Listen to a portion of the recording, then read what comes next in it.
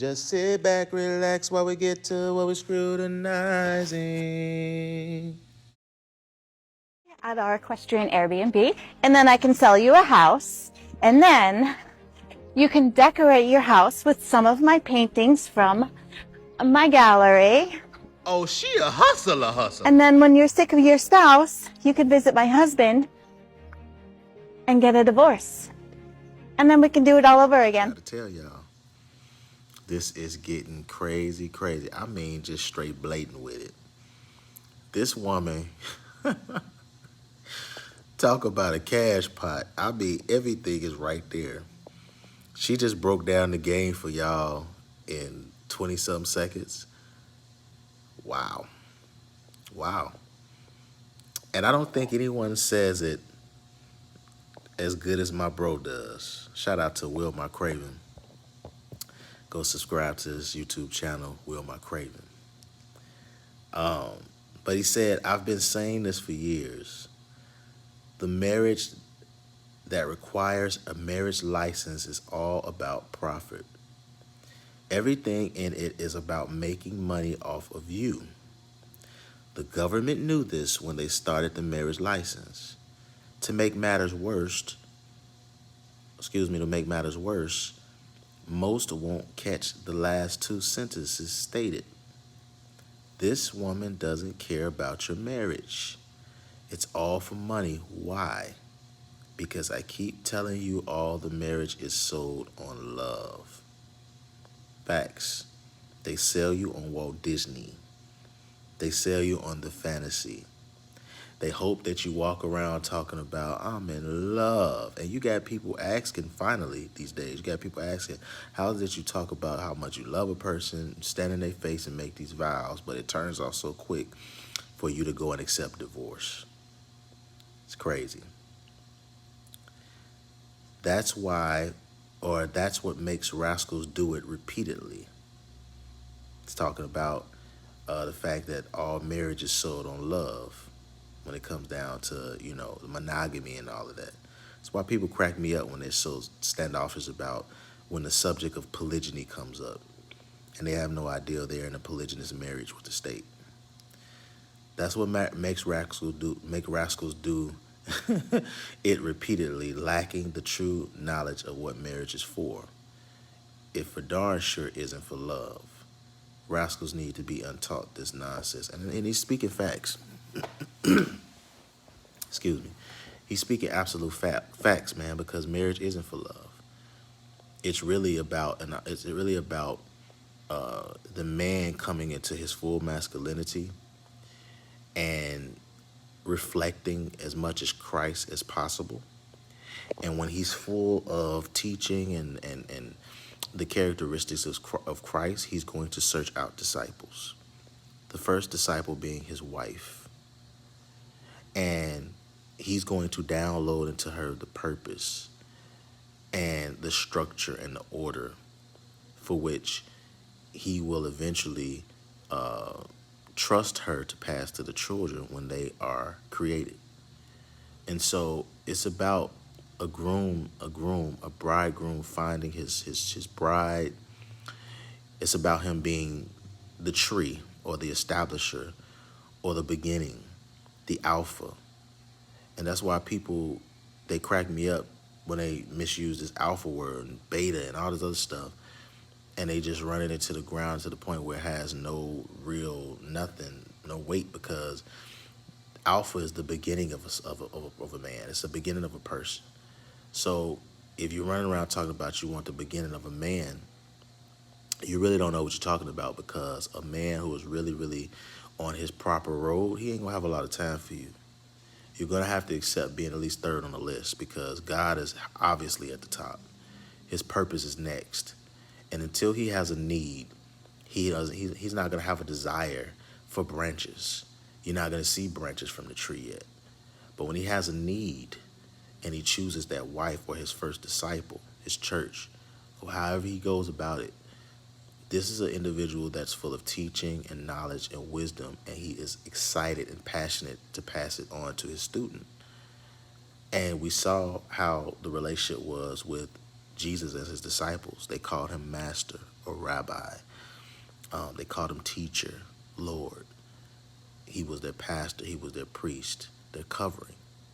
We say all these things, and we never really use the proper. We never use the words right. People tend to move in a way in church where they act like they get it, but they really don't. And you got people to this day all over the world fighting over the fact that someone split the home. More often than not, over 70+% um, is women filing, especially in the so-called black community. They file these divorces, they split these homes, and then the child thinks they're a mistake, or they no longer have, they start to have security issues. They're insecure, and they're questioning everything because the originator of family is not in the home. And you got these branches, these women who they cut themselves off from the tree, from the life source, and then say, be a father, da da da da. And there's lawyers that are waiting to use you. There's courts that are waiting to use you to just keep hammering that nail, just keep on putting more and more destruction into that man and severing the relationship between him and his children, so that you are the maintainer, and you're not someone that's raising them, you're just maintaining them because you don't have the full family. But you do become dictator, and you do become controller, and you do become manipulator, and the roles get reversed in a way where manhood is just, it's like it's snatched from him, but yet you want him to be a father. I don't know when you guys are going to wake up. I don't know when you guys are going to wake up, man, but it don't get no plainer than this. But this is what I've always been talking about to you guys and harping about. And a lot of it is because of my exchanges that I have with my brothers like Wilmar Craven. I figured we talk about those two lines, those last two sentences that Wilmar Craven mentioned. She said, then we can visit my husband so you can get a divorce because her husband's a lawyer. And then we can do it all over again. And see, the thing is, I keep telling people, for the most part, the reason why you're going to be able to do it all over again is because the love is in the man. Love is truly in the man. It comes from his sweat, his blood, his sweat and tears. And it's really in him. And he has this belief a lot of times that if I just find the right one, the right one, the right one. And so you base that all on love, and then you jump in stuff, and before you know it, you may be divorced a couple of times before you do find the right one, because you didn't move patiently enough, or you didn't evaluate. You didn't give yourself enough time to evaluate and give yourself enough years or whatever it took to get to where you need to get. But she advertised everything down to divorce.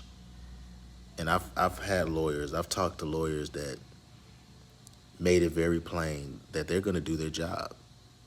And if they're on the side of a woman who you never thought would go the route she go, she's not going to stop her lawyer. The lawyer is going to encourage her to take you to the cleaners, and she's going to do it. And you're going to be sitting over there thinking to yourself, wow, I never thought she'd do this to me. But there's a game being played through the courts. It's a money game.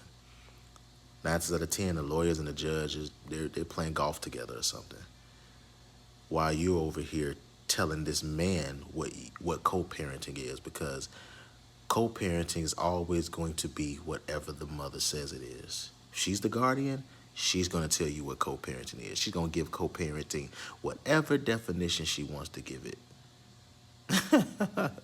It's never going to give you an advantage, never going to put you in a proper way. You're going to always be emasculated, while they basically always use their number one tool, which is guilt. Guilt. I'm going to guilt this man to do this. I'm going to guilt this man to bring his butt over here. I'm going to guilt this man. I'm going to call him this, that, and other, and then tell him be a father. You have the control, man. You can pick up the phone when you want or not. You have the control. And so then you have to deal with all the goofy spirits. But at the end of the day, yes, take that close to heart and understand what she said in the first sentence. When you've done all the went through all that love stuff, got a house and everything else to divide all those assets, come on over here when you tired of your spouse and you can talk to my lawyer husband over here.